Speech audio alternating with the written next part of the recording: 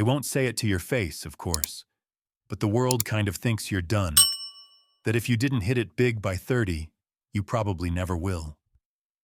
They'll call it being realistic, but what it really feels like is a quiet judgment.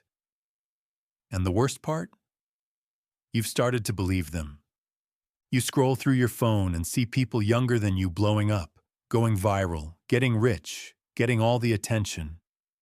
And somewhere, in a quiet part of your mind, you can't help but wonder, did I miss my shot?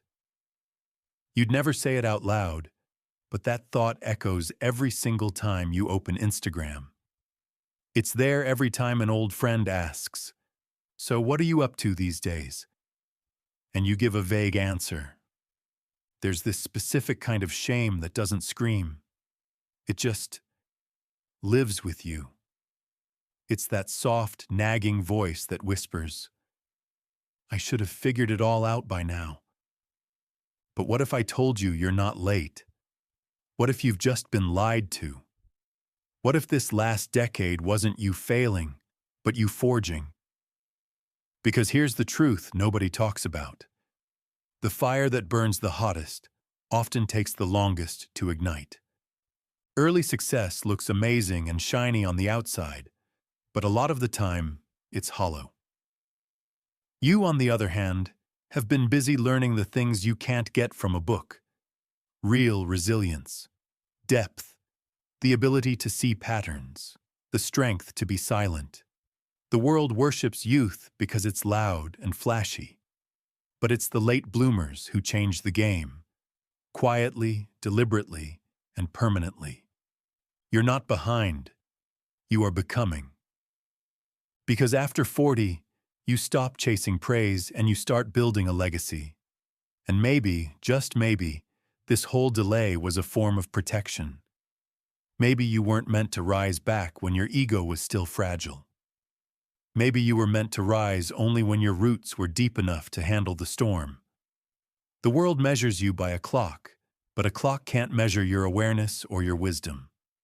So if you've ever looked in the mirror and felt that burning question, why does it feel like something inside me is still waiting to come out? This video is your answer, because now isn't the time to catch up. It's time to arrive. The lie you've been sold. There's a lie that is so common, so quietly reinforced everywhere, that most of us don't even notice we've bought into it. It doesn't shout, it whispers, and it sounds something like this. You should have it figured out by now. You're too old to start over.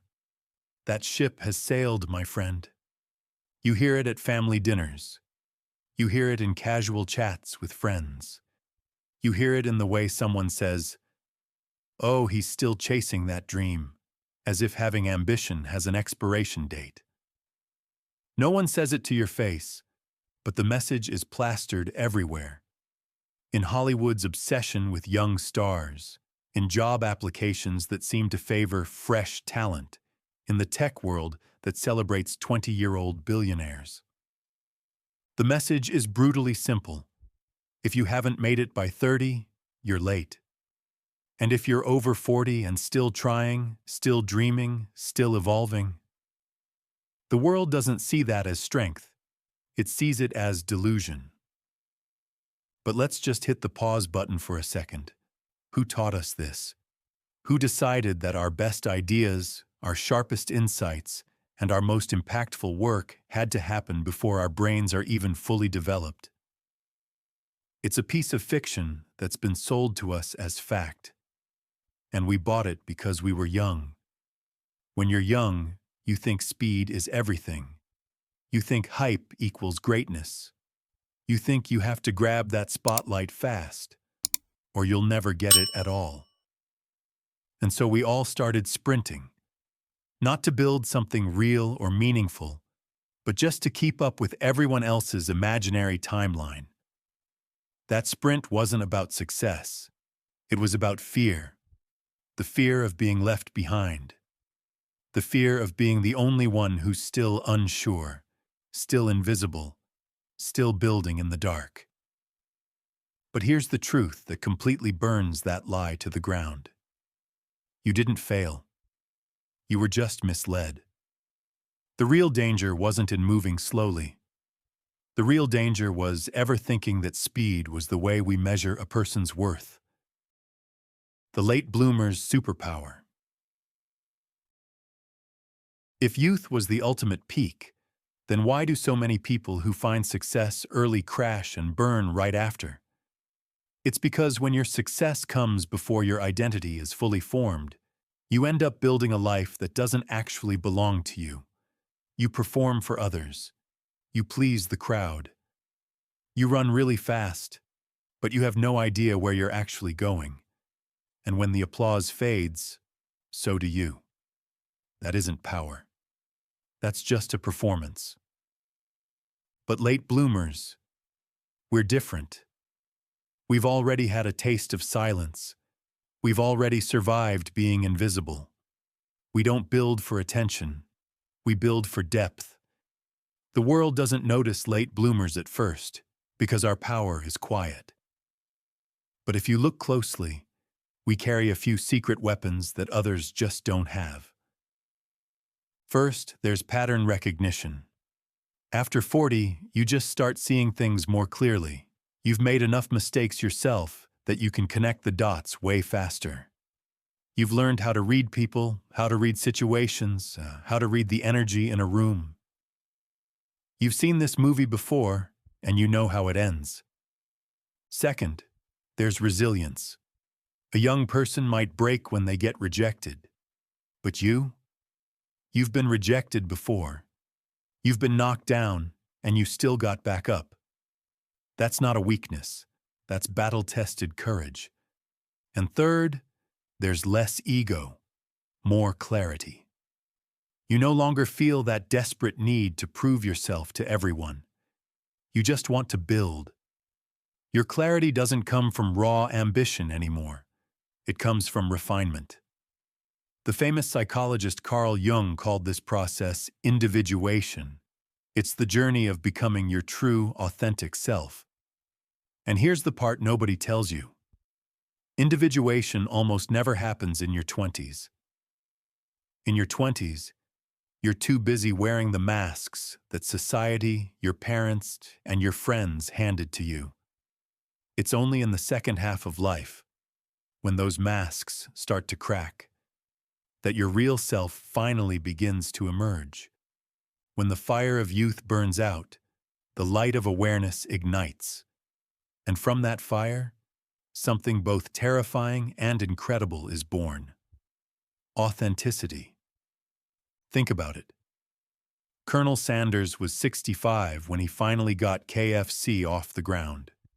He had failed at pretty much everything: business, law, sales, even running a gas station. At an age when most people would have given up, he started over.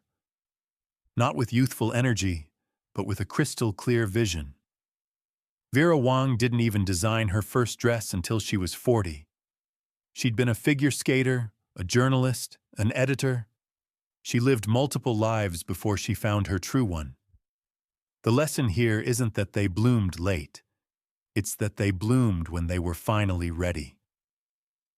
Remember that story about Antonio, the plumber who got fired at 48? In some motivational video, he'd just magically reprogram his mind and become a millionaire. But let's talk about what really happens. Antonio had been everyone's reliable, quiet, overlooked plumber for years. He wasn't fired because he was old. He was fired because he was forgettable. After weeks of feeling like a total failure, he looked in the mirror one morning and asked himself a totally new question. If I wasn't scared, how would I show up today? That very day, he stopped calling himself a plumber. He started branding himself as a leak prevention strategist. He wasn't just fixing problems anymore. He was preventing them. He raised his prices. He started dressing sharper. He began posting short, helpful tips about water damage online. At first, crickets. Nobody noticed. But 6 months later, his inbox was full. Today, Antonio runs a whole team. But more importantly, he's in charge of his own story. He's not loud or flashy. He's calm, he's sharp, and he is unapologetically a late bloomer. And that's precisely what makes him so powerful. The world expects the loud, fast, young ones. They never see the person who was silent for years and then quietly decided to rise. So, if that's the goal, to become that person who rises quietly but with undeniable force, how do you actually do it? Where does that kind of transformation begin? It doesn't start with a new business plan or a fancy website. It starts in here. The real war you're fighting isn't out there with the economy, the competition, or your lack of time. It's in here, in your own mind. Your mind isn't your enemy, but it's been obeying your worst, most critical voice for years, and it will keep doing that unless you consciously train it to do something else. Most people think their struggles are external. Not enough money, not enough opportunity. But the real enemy is that invisible script you repeat to yourself every single day without even noticing. I'm probably too old for that. Let's be realistic here. Maybe if I had just started sooner.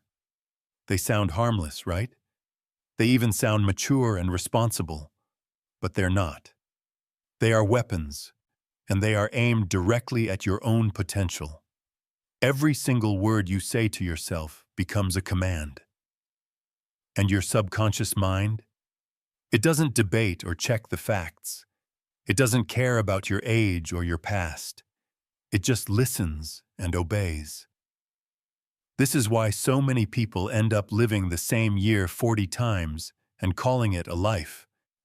It's because the internal programming, that background script, has never been updated. Back in the 1930s, Napoleon Hill, in his legendary book, Think and Grow Rich, introduced one of the most powerful and misunderstood ideas ever: auto-suggestion. He put it this way: any idea, plan, or purpose may be placed in the mind through repetition of thought. Let me translate that for you. If you feed your mind the same message enough times, it eventually accepts that message as a fundamental law. It becomes your reality. Here's the kicker, though. Most of us have been practicing auto-suggestion our entire lives, just not with positive affirmations. We've been doing it with self-sabotage. We've rehearsed our limitations so many times that we've actually turned them into a personality. Oh, I'm just not a numbers person. I've always struggled with confidence. I'm not really a risk taker. No. You just practiced that identity for longer than you've practiced the one you actually want. So, you start the work. You try to install a new program. But the moment you do, it feels completely fake. It's supposed to. You'll sit there and say, I am ready, I am wise, I am capable. And a voice in your head will immediately fire back. Yeah, right. Who are you kidding? But here is the absolute truth you need to understand. Feeling like a fraud is the first sign that you're doing it right. It's not a sign of delusion. It's a sign of unfamiliarity. You're not lying to yourself. You're leading yourself. You're not pretending. You are rehearsing. Every powerful identity you've ever admired in someone else began with practice. Every game-changing belief begins with a period of internal resistance. So, you have the old script. I'm too late. No one will take me seriously. There's no time left. And you have the new script. I'm not late. I am precisely on time. My scars are my experience. My delays created my depth. I'm not behind. I am prepared. You don't need to believe it 100% at first. You just need to say it. Daily. Deliberately. Even if your voice shakes when you say it. Because eventually, that old critical self just gets tired of arguing. It runs out of steam. And that's the moment the new self starts to quietly take the driver's seat. The old you won't die in some dramatic explosion. There won't be fireworks. No one is going to throw you a party. It happens slowly, quietly, one small decision at a time. It's that one morning where you get up even though you feel completely defeated. It's saying no to an old comfort that kept you stuck. It's saying yes to an unfamiliar discomfort that you know is a sign of growth. And then one day, you'll just notice it. The silence inside your head sounds different. It isn't mocking you anymore. It's mirroring you. It's not pulling you back. It's preparing you to move forward. That's when you'll know the shift has truly begun. Not because the world changed, but because you finally stopped obeying the version of yourself that never believed in you in the first place.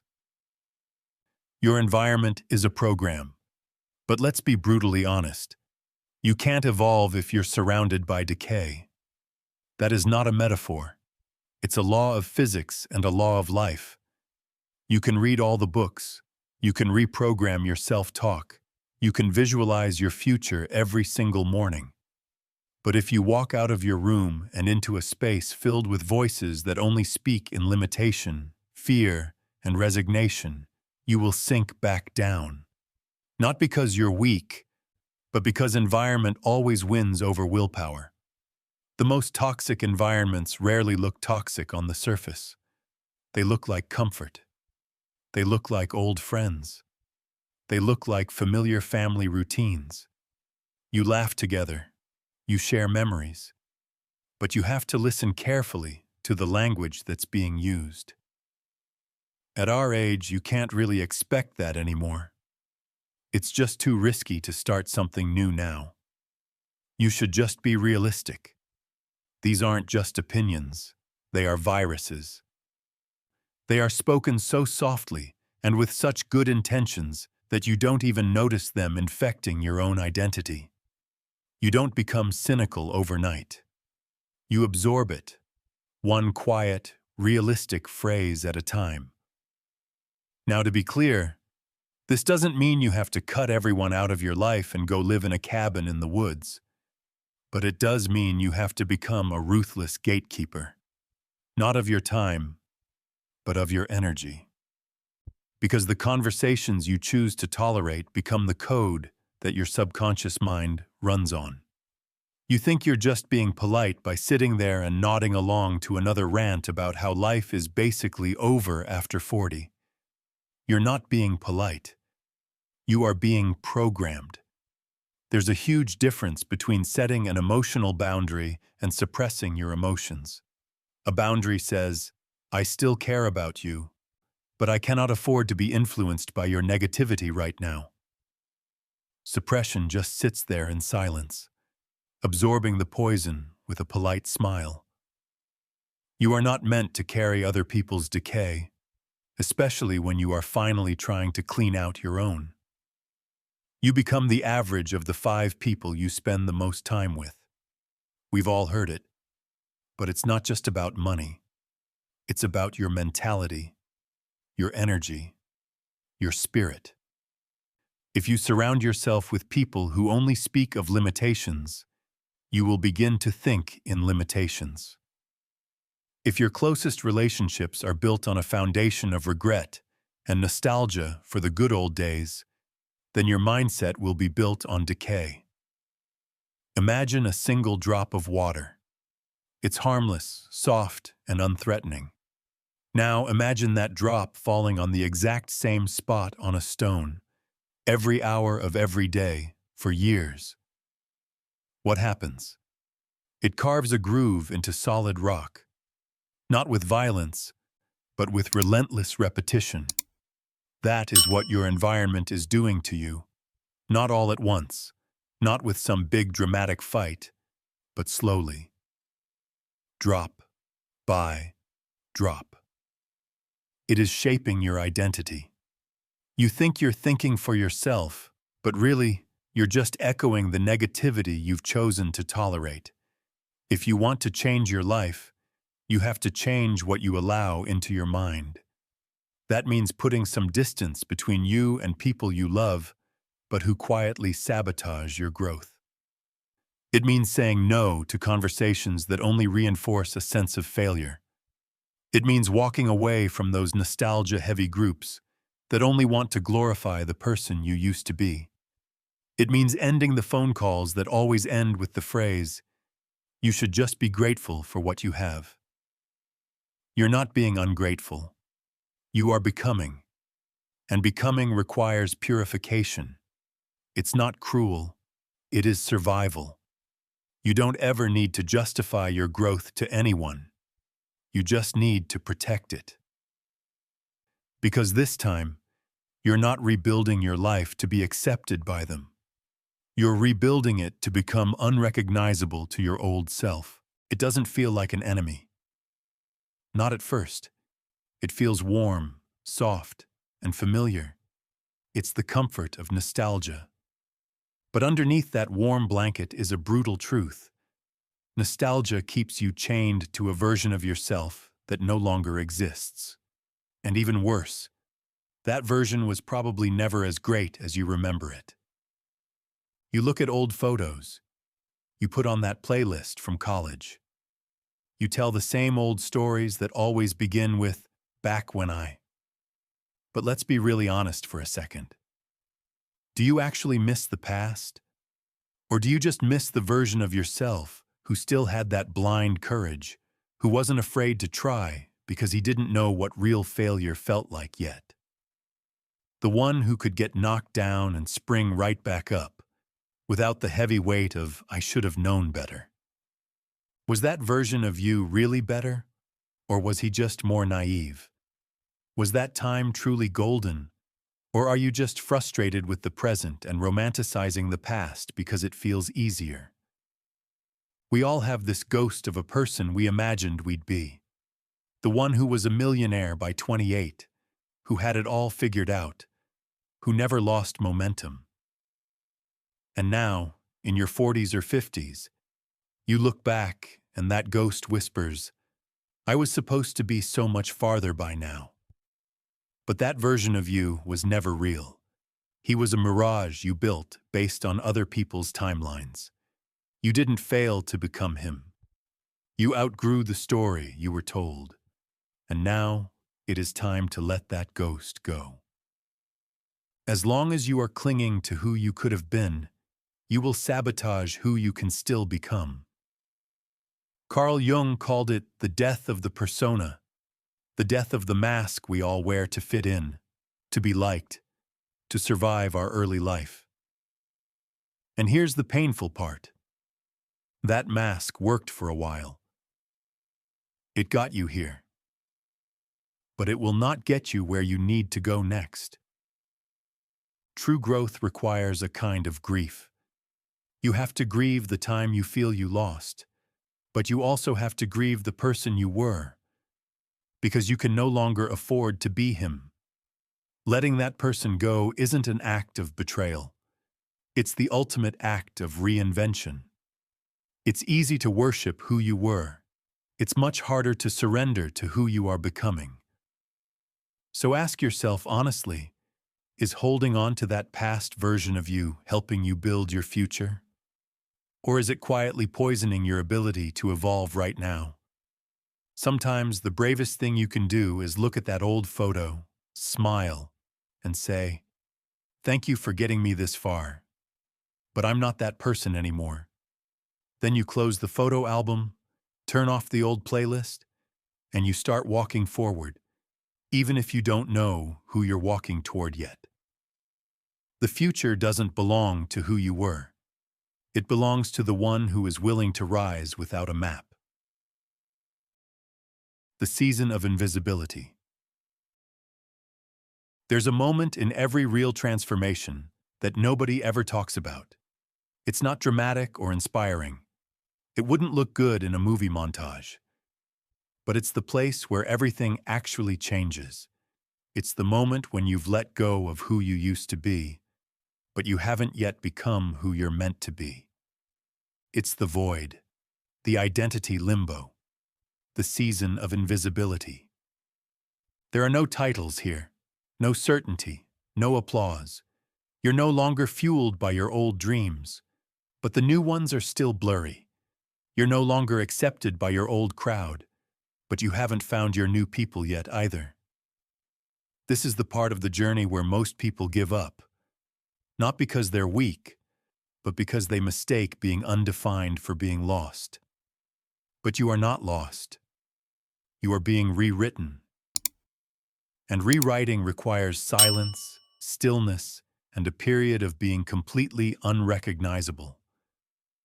Think of a seed buried deep underground. There's no light, no validation, no one is cheering it on, but beneath the surface, in the dark and the quiet, everything is happening. Roots are forming.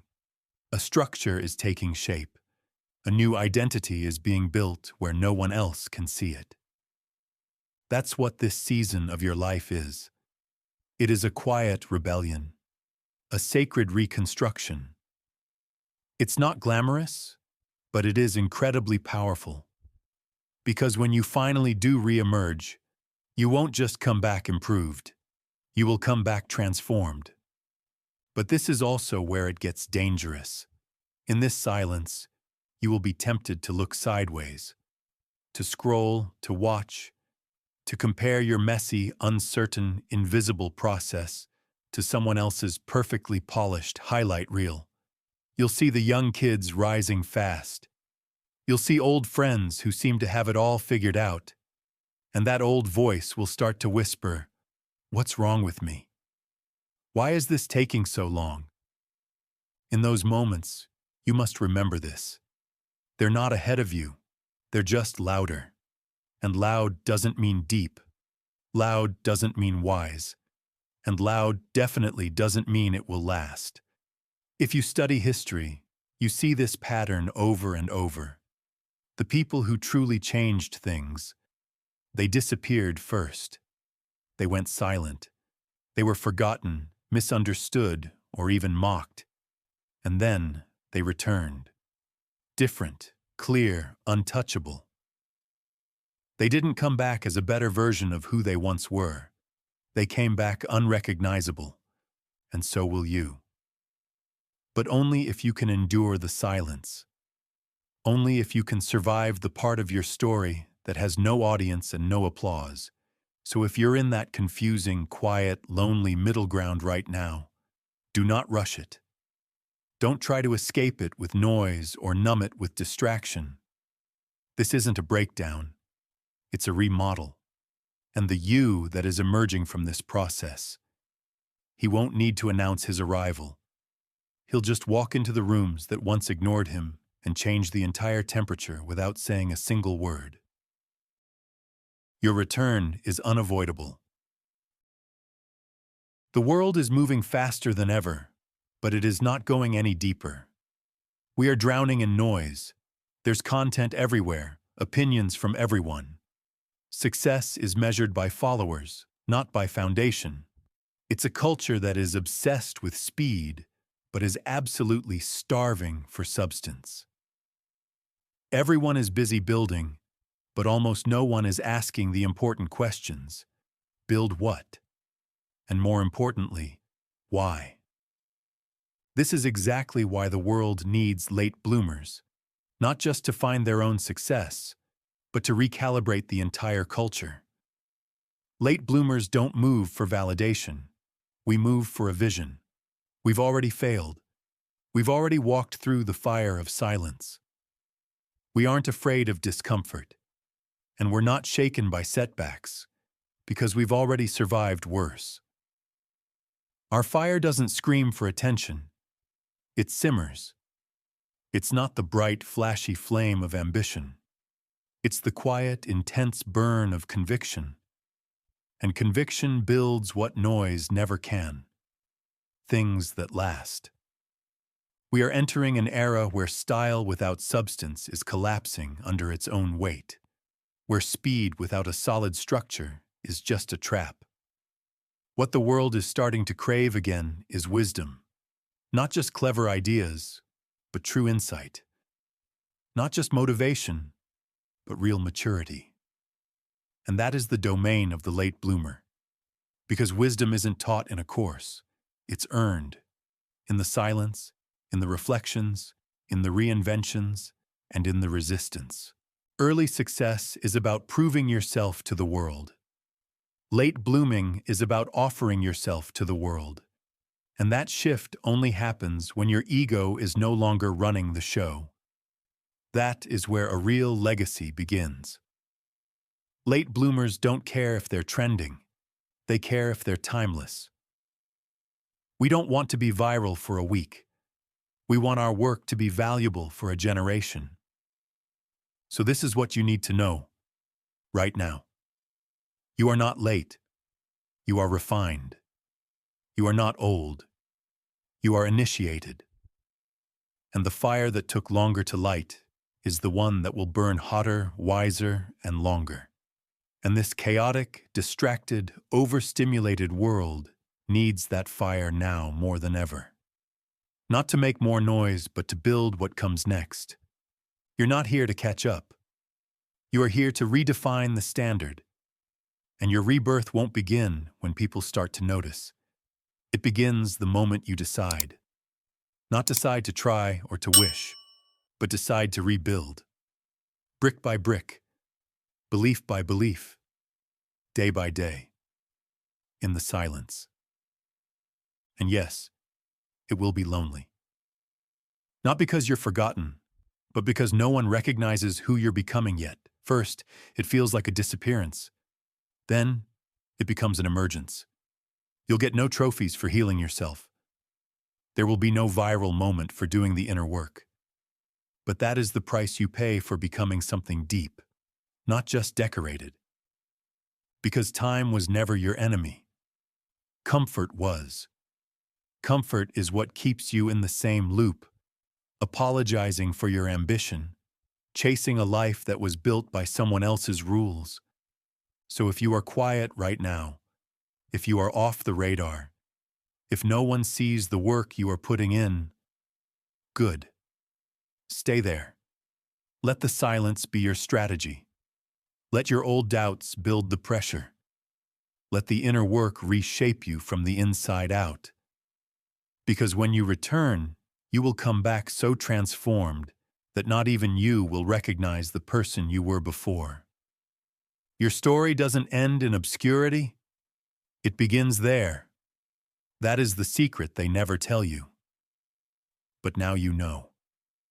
And it means your return won't just be noticed. It will be unavoidable.